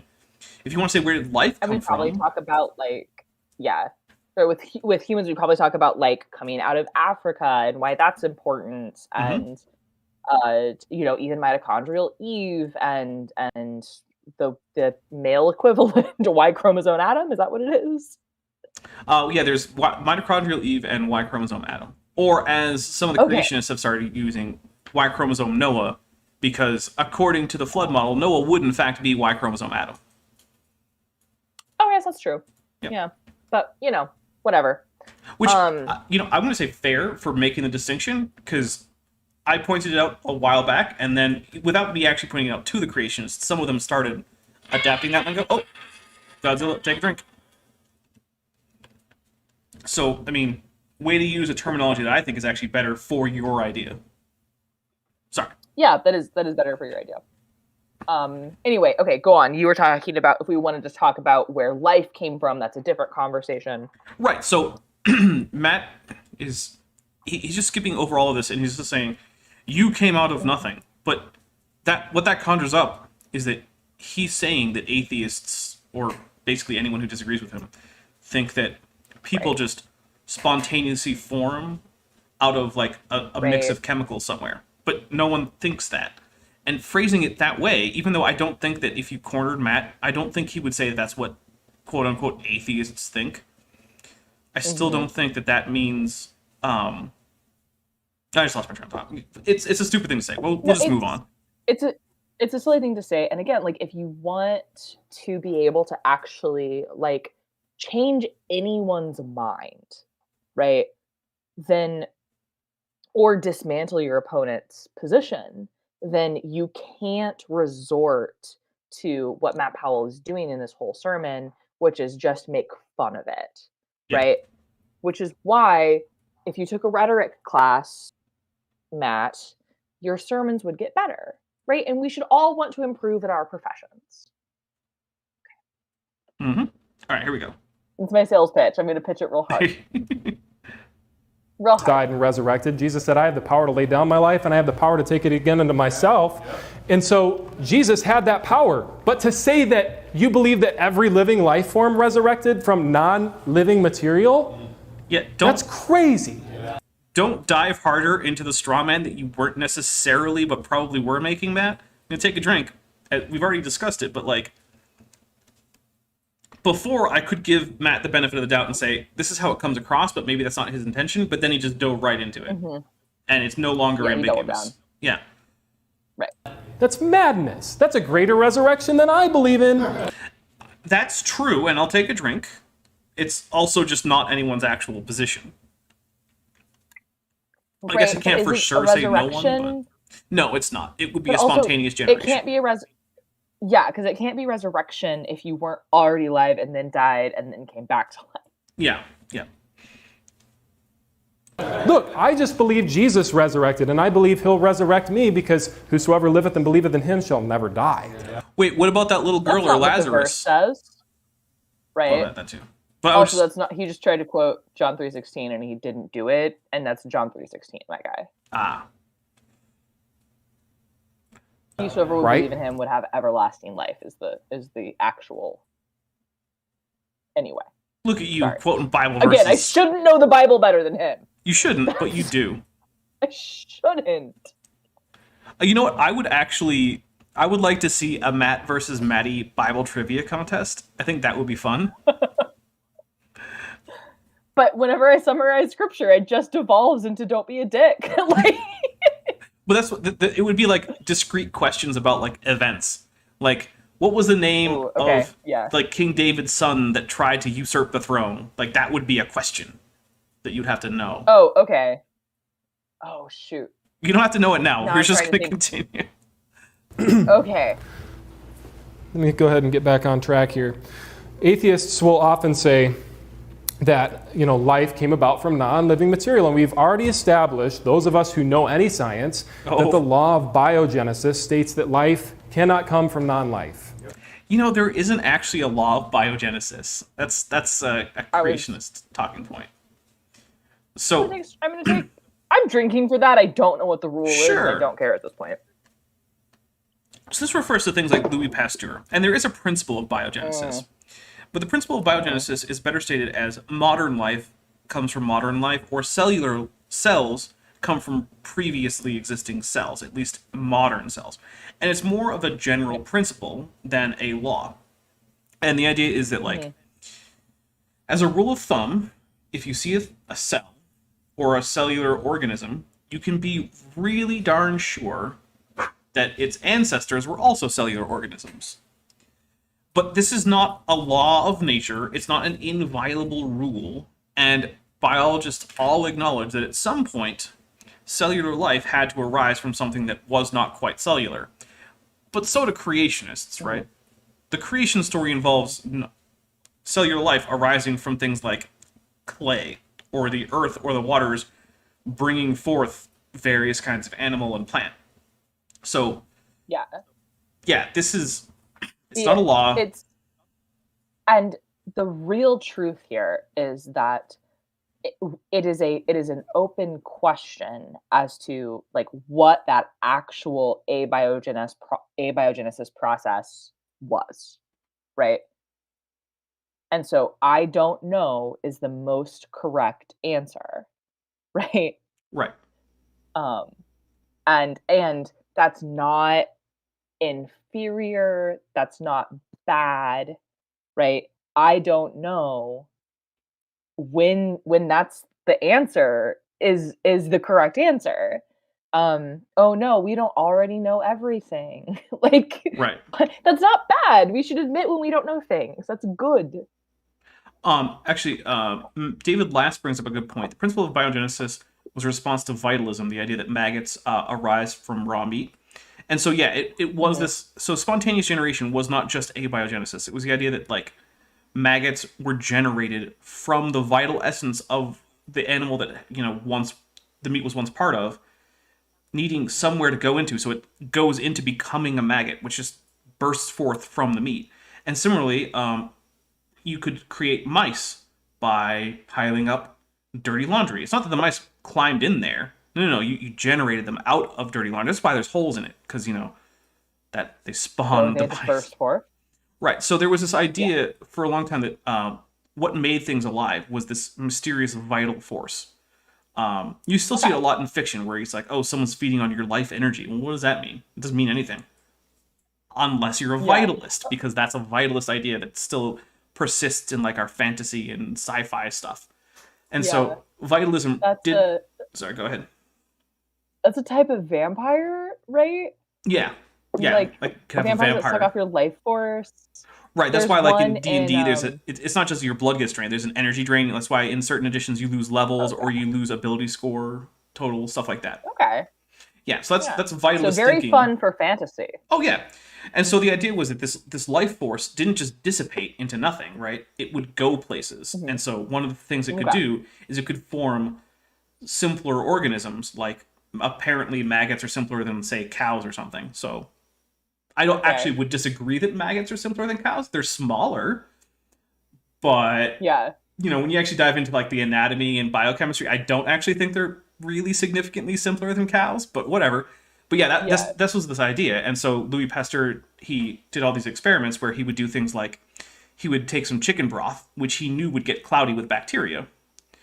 But if he boiled it and then put it in a flask with a neck shape such that he could pour the liquid in and get it into the well of the flask, but particulates from the atmosphere couldn't get all the way into it after he was done, so it had this little swan-shaped neck, then it wouldn't get cloudy. It would stay sterile after he boiled it in that flask. And so he also did an experiment where he left out meat with cheesecloth over it. So flies would be attracted to the cheesecloth and they'd land there. They couldn't lay any eggs. And that meat, while it did go rotten, it didn't produce maggots.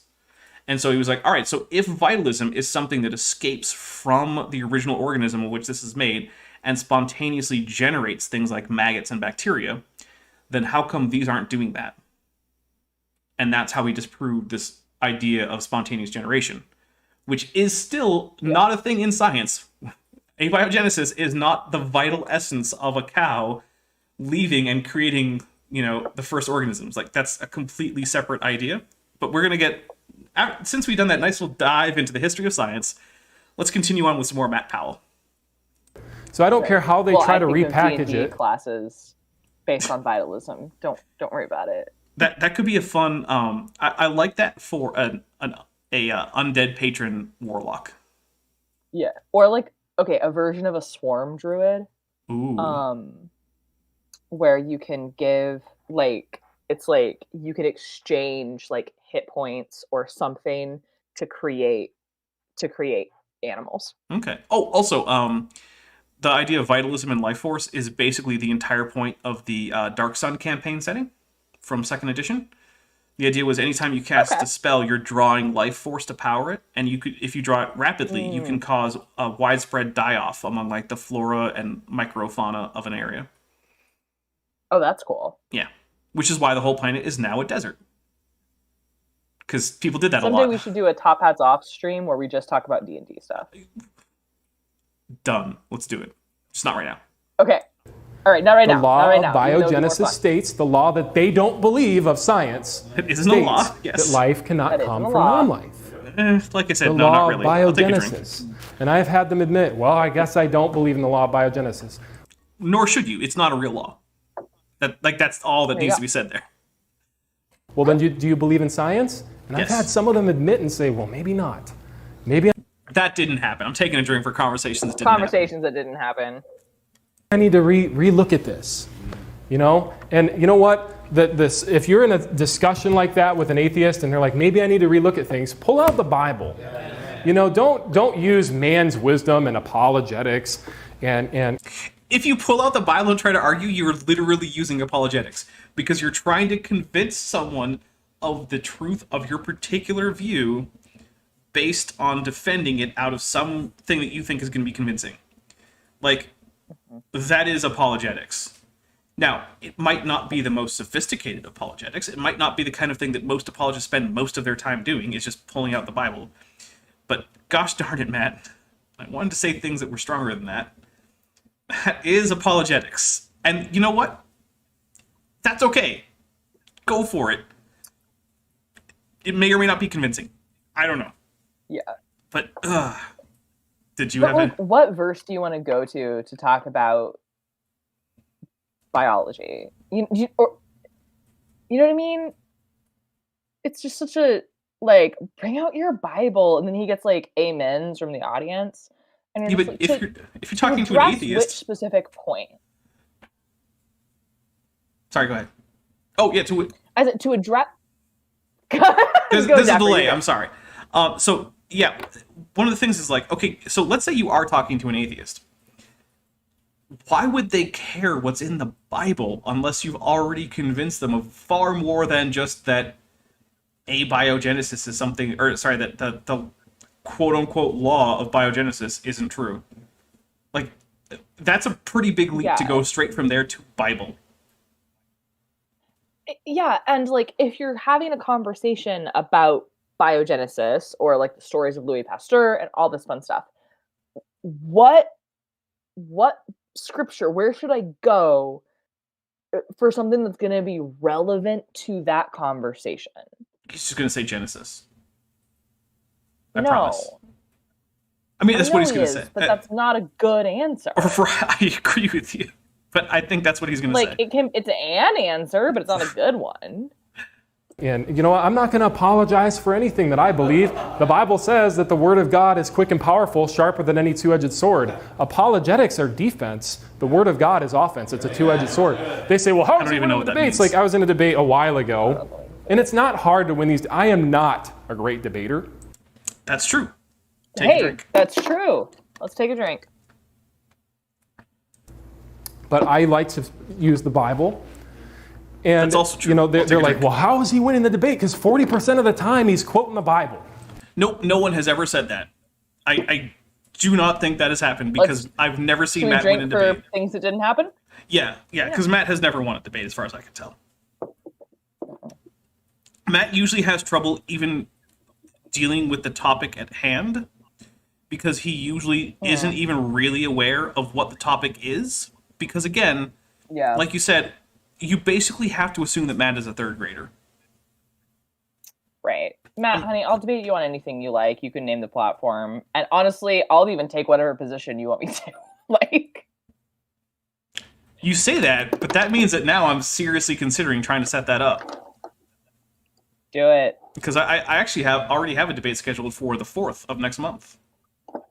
Woo! Finding on what platform? Chill. So it's going to be Finding Truth, the Muslim apologist who's been on my channel before. Okay. Who, on a personal level, I quite like. Seems like a really nice guy. Like I've said, we've had off-air conversations about just regular stuff, and Yeah. we get along really well. So, but also, who, in my opinion, is monumentally bad at biology. But he's going to have a debate with Dr. Dan Stern-Cardinal from Creation Myths Great. on October 4th about whether or not evolution can produce novel characteristics in organisms. Okay. And Interesting. you might not be surprised, but Finding Truth is going to take the negative position, and Dr. Dan is going to take the positive position on that resolution. So, Yeah, so I believe he's also going to simulcast it. But nice. My only rules for debating are it has to be on. I want it to be on a third party channel, Mhm. and we need to have like agreed on the topic beforehand. But that's kind of like on a specific topic. right, it can't just be creation versus evolution because that's everything. Right. That's everything, and I'm not going to talk about biology because I'm not a biologist. Well, Kristen Mills says that's an insult to third graders. My kid could do better. I believe that you, might be Kristen. true, but still, the answers he gives about science topics are the kinds of things that I think would be reasonable for a third grader to give. Or for a third grader to like the things for me, it's like the things he doesn't understand. I think are things that like it would be reasonable for a third grader to not understand. Right. If that makes sense. Yeah. There's plenty of third graders that would understand it, right? Like I read so many space books as a child, right? Yeah, that is one thing, is that there's a big range. Like, yeah. So, but anyway, Yeah. at some point, maybe we'll come up with some objective But- metric to measure the grade level of understanding. Yeah, we might have to get into like by state knowledge expectation levels. Maybe he's Surely an that's a thing that Alabama third exists. grader, not like a Massachusetts third There you grader. Massachusetts third graders are like Oklahoma high schoolers, right? No, absolutely. Because the Word of God Okay. has power, Let's go. folks. No weapon formed against the Lord shall stand. So they say, well, give it enough time and anything will happen. All right, so give it enough. That's not really what people are saying, so I'm going to take a drink. Not anything will happen. It's more the certain processes take a while. He's and talking about. I know what he means. He means statistics. Yeah, he's trying to do Right. I'm going to a priori calculate what I think the odds are of life forming and then show what a big number I get. Right. Yeah. Right. So he's like, given enough time. I think what he means is like, given enough time, if you gave a monkey a typewriter, they would type out all of Shakespeare's works. Right. I mean, if you had an infinite amount of time, then yeah, they would If have you to. had an infinite amount of time and an infinite number of monkeys with an infinite typewriters. Well, sure. and their keystrokes need to be truly random, because if they're not, then you might not. Right. So, for instance, if you have Right. a monkey slapping at the keyboard, then you have a very high correlation of keys that are near each other, and you're not going to get Shakespeare out of that. Yeah. Most likely. Right. So let me rephrase. If we had infinite time with like a random number generator that was going to do a number between 1 and 26. Yeah. You would for sure. You know what? Okay, so there's this thing called the Library of Babel. It's a website, right? Okay. And it has, I think it's like several, it's got these, it's all just books of text, right? All of which are a certain number of pages long. I think it's like 100 or something. I don't know. Don't quote me on that.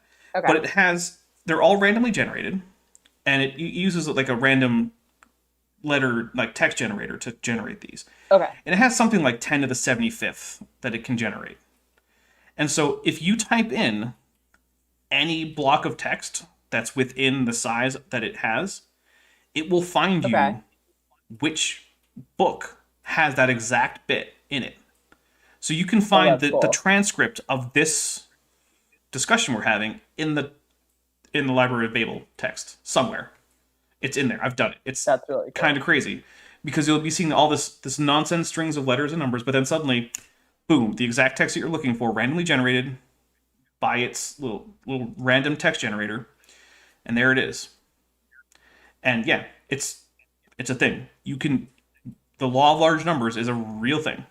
But the problem is that creationists are trying to use this kind of thing about calculating the chances of things happening in the past when we don't actually have a good handle yet on even what the chances Right. could be if we were to look into the future. So it's a completely fallacious argument because we cannot And- calculate it. The second you add in forces, right, things stop being completely random. Right. Yeah, because chemistry isn't Right. random. Chemistry isn't random. Gravity isn't random. Right.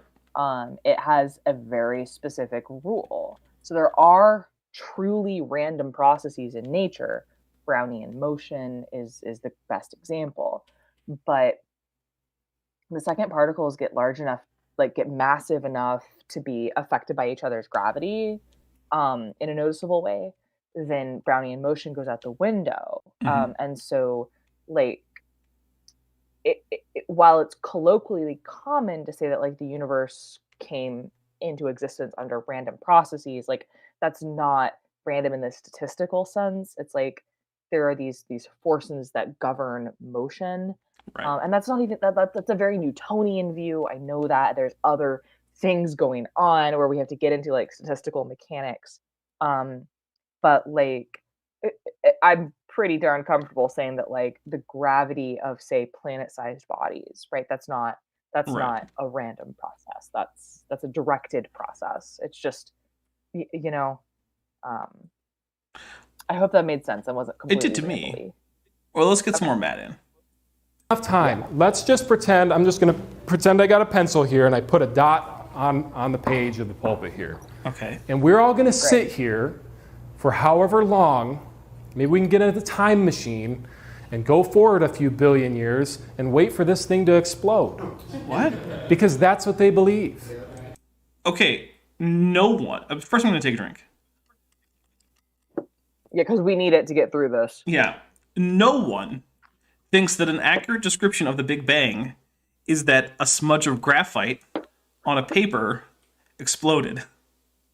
No one thinks that. I promise. And I know it was as part of a joke, but the thing is, for jokes to work, they're supposed to have some kind of grounding in plausibility or reality or something. You can't just say, I mean, I guess you can, but it's not normally how jokes work, to just say something that makes no sense whatsoever and then say, isn't that a funny joke? In fact, I remember my sister having to be taught this because she used to tell that kind of joke and then no one would laugh and she didn't get it. And so we had to explain humor to her. Oh. Yeah. So, but let's engage in this thought experiment with Matt. Okay. Right? Let's engage with this. Okay, let's get into their Let's mindset. engage with. Let's do it. We take a pencil. I always have a pencil within arm's reach, right? So I've got a pencil. Mm-hmm. And I make a dot on, I've got like a pad of paper next to me here on my desk, right? So I've drawn a dot on this pad of paper, deposited some carbon, There you go. And now we're going to back up and just observe. And we're going to assume that no like human or animal, right? We're just going to let like nothing's allowed to touch this dot except like I'm not going to let my dogs come in and steal the piece of paper, right? We're not going to let something like move it. But we're just going to allow hypervigilance, but we're going to allow any other natural processes to just occur, right? So let's see. I mean, probably not in 100 years, but probably by 1,000, the paper would have degraded. Yeah, that right? seems Broken reasonable. down. Yeah, Cellulose doesn't last forever. Yeah. And this isn't eventually this house would fall down. So we would start to get rain on it and things like that. But we're allowed to look for billions of years. So let's zoom. After a couple billion, right? Let's see, we're gonna get to our sun going to its red giant phase. Yep. So our sun's going to go to its red giant phase. It's going to expand. As that happens, right, the distance between the Earth and the sun gets smaller, which means the force of gravity, because gravity is proportional to 1 over distance squared. Hold up, though. It's to the center of gravity, which is going to stay the same. The problem is going to be that the Earth is going to start encountering significant friction from the sun's atmosphere, and that's going to cause its orbit to degrade. There we go. There we go. So, sorry, I was getting to Earth degrades is gonna. So the Earth with my piece of paper on it is gonna get absorbed by the sun. So what's gonna happen to those carbon atoms that we're watching? Right, because that's what graphite mostly is. It's mostly just carbon. Yeah, it's basically one of the isomers of carbon. Yeah. So that's going to get absorbed into the sun. If it can travel down to the center, maybe it gets part of the CNO cycle. So the carbon, nitrogen, oxygen, that fusion cycle. And so maybe the atoms that we deposit on this piece of paper end up as, let's just say they end up as the heaviest thing that can be made in a star as iron, right? I personally think it'll probably just stay in the convective zone, but that's just me. Okay.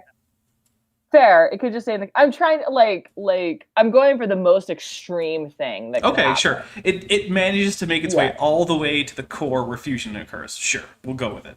Yeah, sure. Very unlikely, but it could. So it could just say in the convective zone, but then this story is over, right? And it just camps out. Oh, and we have a super chat for $7.99 reduce. For $7.99 reduced. Jinx, love Maddie, and Daps. Thank you, Ian Chen, very much. So, guys, now we're only we're about $13 into our $5,000 fundraiser. We're 4,900, a lot. 987 away. Okay. There you go, I guys. couldn't remember how much the other super chat was for. We're getting there, guys. We're getting there. Jackson with Jackson and Jackson. Jackson with Jackson and Jackson. Thank you very much, Ian Chen. Okay, so if the carbon just stayed in the convective zone of the star, actually, I guess because our star isn't slated, it doesn't have enough mass to go supernova, no, it does right? not. So it's gonna become a white dwarf. So this carbon is just gonna be sucked into the sun. That's what's gonna happen. Yeah. So there are ultimately two options. One, it gets into the part of the star that's going to become the white dwarf, in which case it just stays as carbon atoms in a white dwarf until the white dwarf grows cold. And then it's a question of whether or not protons decay. We don't know. Yeah, we don't know. And if it's not, then it will get blasted out into the rest of the galaxy with the nova that the sun becomes. And it will go do other stuff. But it will at no point expand into a universe. I promise. Right. But it could, in theory, if that carbon, that could get blasted out from our sun, right? Maybe get incorporated into a new solar system. Mm-hmm. And maybe be part of carbon of life on a new planet, which would be very cool. That's possible. It's possible. 6 or 7 billion years. Yeah, no problem. All right, here we go. Let's just say, just give it more time. It doesn't matter if you have a billion years, a trillion years. No matter. It does matter, though, because unlikely things become more likely over time. That's just how it works, right? If I had a billion years to roll, dice. Let's say I'm gonna roll a D100. The longer I do it, the more likely I am to get 4 100s in a row. It's going to take a while, but eventually it's what's going to happen. But after a trillion years, I don't even know what the state of the universe would be in a trillion years. Very diffuse. Very diffuse. Very few stars. Yeah. But let's get a little bit more of Matt, because we're almost at. We still have just under 10 or 2 minutes to go until we've got to 10 minutes. We're not going to make it there, but we're going to try. No matter how much time you have, that little period on the page is just going to disintegrate. It's not going to. We're nothing without the Lord, folks. Well, I agree. It's just going to. It might disintegrate. There might be radiation hits it or something. That's a possibility. So I'm going to take a drink for it being maybe true. And I'm going to disprove that using very basic logic here, because I heard a preacher say one time, put the cookies on the bottom shelf so that everybody can reach them. And you know what? Okay. I don't want to complicate a simple matter. I'd rather simplify a complicated matter. And that's why R and Ra and all these freaks, Richard Dawkins, and I said they're freaks, folks. They all complicate everything. They sound so smart and so. I'm just gonna take a drink for random pejoratives for no reason. Like, I might. I mean, I don't know what makes them freaks. Is it that they don't dress like you, Freak. Matt? yeah. Like, what? I'm probably a freak to Matt. I have green hair. That's true. But, well, right and now you I'm have a blue hair. girl. But wait, Zordon wasn't a girl and he didn't have hair. Worst Zordon ever. No, I'm kidding. Worst one. I'm terrible being Zordon, clearly. But like, I work very hard to explain complex scientific things in a simplified manner and make that free and available on the internet. You know, like just if you. Okay, I didn't like that. I didn't like that. I didn't either. At all. I didn't either. That's the first time Okay. I've actually been a little angry at Matt because it's like you don't Be a little miffed. you don't have to poison the well like that. You really don't. You don't. Again, Complicated. rhetoric. A great teacher isn't somebody that just makes everything sound so complicated, so therefore he must be true because he's using big words. You know, I could use big words too, Aaron Ra. I don't think you could, but you are right that a good teacher doesn't overcomplicate things. I'm going to take a quick drink, but then I'm going to go on to say why this is a stupid point anyway.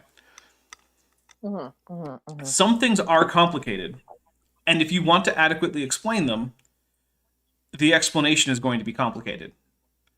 Simplicity is not a measure of truth. Right.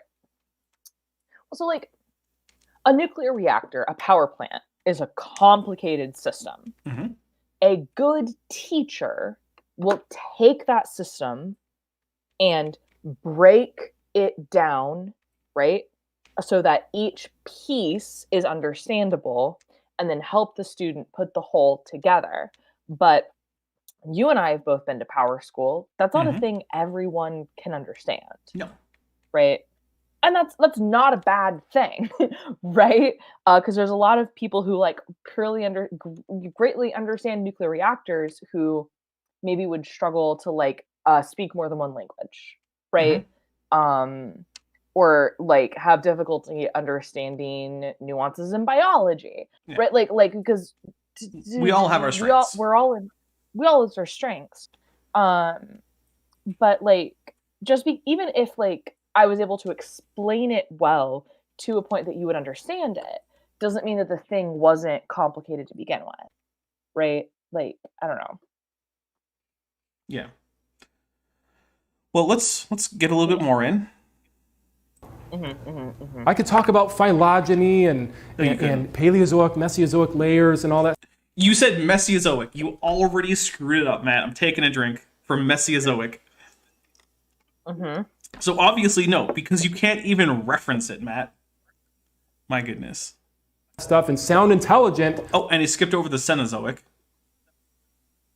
But in reality, I might not know anything. And the guy doesn't know anything. That's true. But let's just debunk this idea that it'll take, billions of years for anything to happen. So I have here a blue hymnal and a red hymnal. Okay. Now, I'm going to put these... By the way, guys, in case you don't know, blue and red hymnals are they're mortal enemies. And they fight primarily in Blood Gulch. If you get that, you are extremely nerdy. And I also might know how old you are, roughly. Two things right here. Okay. Now, how long? I'll give you 10 chances. Remy, I'll give you 10 chances to go ahead and grab one of these books. Now, let's pretend it's concealed, it's in a bag, so you got a 50-50 chance. How long is it going to take you to pull out a yellow hymnal? Just give it enough time, Remy. Just give it more time. Keep going. I'll give you 1 billion tries. I'll give you 100 trillion tries. No matter what, you're not going to come up with a yellow hymnal. Yeah, that's right. Because, and look, life cannot design itself. Yeah. We already established. Okay. Here's the thing, my guy. These are unrelated, right? But like when we said his understanding of statistics is bad, right? And probability, because when we were talking about like a truly random process can and will produce Shakespeare, if what we're drawing from is the modern English alphabet, we're never gonna get like pieces of Chinese literature, right? At least not in the original. Right, not in the original. We could get an English translation, but we won't get Chinese characters. That's what I meant, and I was frustrated, so I wasn't clear. Anyway, my hat's gone. It's fine. So like, I don't get this. He just like builds. Who says that anything can happen if you wait long enough, and then he tries to. Like, I guess this is just straw manning, right? But because of I'm gonna make up a position and then debunk it, you know. This is mad. I'm mad. I'm getting mad. Well, Batman hasn't come out yet, so we're still okay. We haven't had to bust out the emotional support Batman. He's in the wings. He's waiting. Okay. He's right there. That with the law of biogenesis. I don't even know why this is a debate. Yeah. It shouldn't even be a debate. It's done. But you know what? Because people like me are being censored all the time. Who is censoring Matt? Who is? All right, I'm just going to take a drink because no one's censoring Matt. Heck, we're broadcasting him right now. Mm-hmm. Like, who is saying, Matt, that you can't preach this sermon? Right? Who is telling you that? Literally no one. I will say you shouldn't. Literally no one. But. Yeah. And being referred to as haters and just terrible hate speech from Matt Powell. How could you? Yeah, Matt, saying that you think the government should execute homosexuals is in fact hate speech. But That's still, hate speech, my guy. But still, people aren't stopping you from saying it. So, I'm just going to take a drink for Matt Powell being so unself-aware, as well as just being stupidly wrong. Not believe in evolution.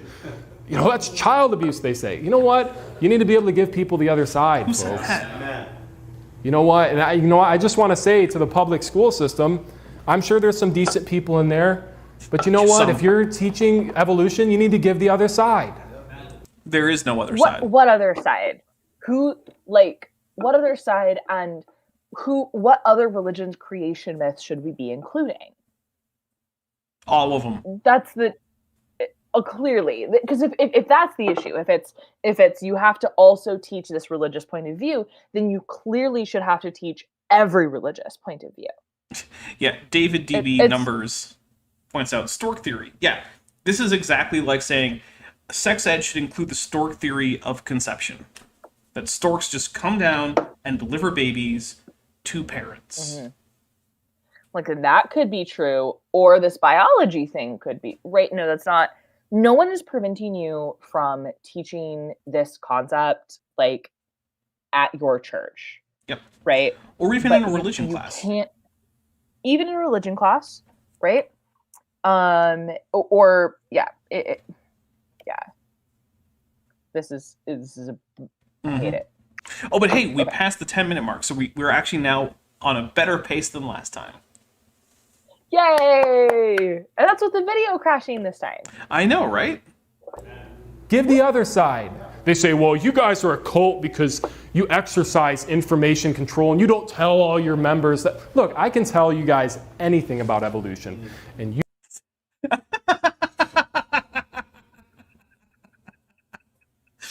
Okay, here's the emotional roller coaster I just went on, and I don't know if it was clear from my facial expressions. I was genuinely surprised that Matt knew the phrase information control, which tells me he's heard of the BITE model, right? So I was like, right? That was that face. That was that emotional reaction. And then he went to, I can tell you anything you need to know about evolution. And I'm just like, that's like... I got a bad example. That's like the U.S. government saying that they can tell us everything we need to know about Native history and culture. Ooh, yeah, way to make it dark. But yeah, I don't actually have anything to add except that it's like, no, Matt, you can't. No. You have never been able to produce an explanation of evolution that someone who knows anything about evolution would look at and say, yeah, that's pretty much it. Never once. Not once in your life, as far as I can tell. And I've watched a fair bit of you, Matt.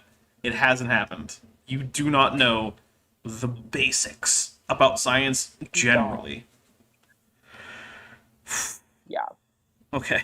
You can all walk away knowing that it's a fraud and that it's a lie. You compare the truth to darkness, you're going to go with the truth. Isn't truth usually Black contrasted and with white falsity? thinking. Yeah. Not darkness? Isn't But it again, light he and just dark? literally described black and white Yeah, thinking. no, He it just is. described It is. darkness and light, right? Ugh. Just like... I'm and going to take a just drink because referenced the bite it model. just keeps getting stupid. Look, I finished my pint. Well, I didn't. I have more than a pint in this glass, although it's not just straight whiskey, so I'm not It's going not to a die. pint likely. of straight whiskey? Yeah. Okay, good. Yeah. I mean, I'll probably be able to stand up after this. Oh, but Godzilla. Twice. 2 drinks. Twice. I would love to. Well, I mean, we're almost done. I was going to say, run and get a... But no, we're almost done anyway. It doesn't matter. We're all done. And the Bible says that they hated the light and would not come to the light lest their deeds should be reproved.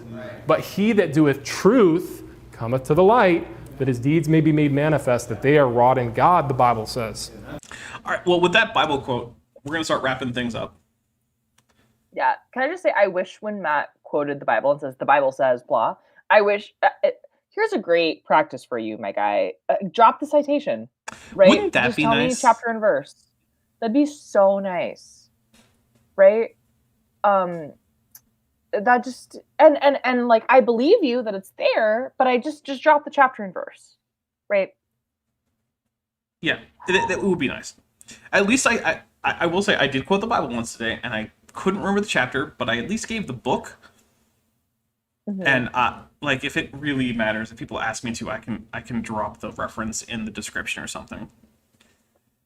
Right. Well, and like, I mean, in Matt's defense, I guess, whenever I reference the scripture, it's usually like, ooh, it's one of Paul's letters. But the thing is, or like today, it was one of the Gospels. It's fine. Well, the thing is, if I'm referencing the Bible in something I have prepared, then the reference is going to be in there. Right. And sure, if I'm just talking off the cuff and I'll say something, if someone says, oh, I don't think that's in the Bible, then we're just going to Google it. But like, it's good practice in a pre-prepared thing, which this is mostly pre-prepared. This is not just off the cuff. He's got notes that he's referring to. Just put the reference in there. Right. Yeah. But anyway. And usually, yeah. Let's okay. So, I don't know what's happening Saturday. I just don't. Thursday is going to be the next part of my my little series about Dan Biddle and the 10 pillars of evolution. Because apparently that is a thing that exists. Evolution has 10 pillars. News to me, but hey. On Tuesday should be another Kent with Bent. And that's as far ahead as I'm going to go bother with right now. I am trying to get a Jordan from Reasons to Doubt here for a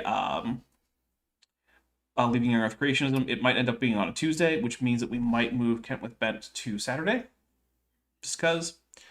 So stay tuned for that, which does mean that my saying that next Tuesday is probably going to be Kent with Bent, take that with a little bit of grain of salt, because it might actually end up being Leaving Earth Creationism. So there's that. And Maddie, what do you got coming up? Oh, I got so much stuff. All right. Tomorrow night, there's going to be a live stream. It's going to be Raw Matt doing math. It's going to be interesting. Ooh. Look, he said he solved the heat problem. I might be okay with showing up for that. He said he solved the heat problem. Wow. Well, that would be be impressive if it in fact occurred. I suspect it did not. Yeah. Listen, I don't know. I haven't seen the video yet. I just read the title, and we'll see. I'll live react to it tomorrow night, 7 Central. I'll probably have a co-host. It'll be someone. You usually do. It's often me. Am I your most frequent co-host? Yes, you're my most frequent co-host. I'm okay with this. Yeah, I think Erica's my second. Okay. Yeah. And then Thursday, a video will be released. I don't know which one it is. If you guys follow me on Twitter, you've heard me complaining about editing this IPCC report video. I know I've been saying for like a couple weeks that it's coming, but by golly, it's almost here. So if I can get that edited, it'll be out on Thursday. Otherwise, it'll be a one of my shorter Weather 101 vids will be up. Okay. And we've got a D&D game soon, either this coming Monday or the following. I've lost our schedule because I went out of town and just got back yesterday and I hardly know where I am. But I made it here in my void. My understanding is that you weren't going to be available for this Monday, but I don't know. It also would normally have been an off Monday. I was. Okay. I wasn't available yesterday, which would have normally been an on Monday. Okay. Maybe. We'll double check. There might be more. There's going to be more D&D. We're just not sure if it's next week or the week after. Or the week after. So we're going to figure that out. Confirm schedules. And by the way, that's on Cheshire Vic's channel. So that is Guns, Magic, and Steel. I'm there as a dwarf artificer. Benthoven is there as a halfling druid. We have TD Lane as a kobold barbarian. We have Cheshire Vic as a Tabaxi rogue. We have Gutsa Gibbon as a imp rogue. And we have her fiance Luke as a Goliath fighter. Okay, I got the whole cast right. And of course, you got the whole cast. And of course, Maddie is our GM. And also, we have Cheshire Vic as our producer. We also have additional art by myself and Gutsa Gibbon, as well as a few other random people who put out some Creative Commons art. So thanks to those guys. Yeah. So check that out. That is supposed to be every other Monday. It's been a little bit not quite that lately, but things happen. So I think that's it for channel updates and stuff. So I want to say a very special thank you to everyone, especially Vandalia 1998, Carrie Bronson, and Ian Chen for your direct support here, as well as I'm going to say thank you to all my channel members and patrons in the end credits. So I hope everyone here has a safe rest of the week, and I look forward to seeing you on Thursday, my time, at 6 p.m. for my next video. Bye, everybody. Bye, team. I just want to take a second to thank my channel members and patrons, especially those pledging $20 and above. Bob Knob, Benthoven, Ian Chen, Chris Love, Sphincter of Doom, The Venerable Bede, and Res Instance. My channel members and patrons help make this channel possible, and without their support, this channel really wouldn't exist. If you would like to help support the channel as a member or patron, there are links in the description to both join the channel as well as join the Patreon.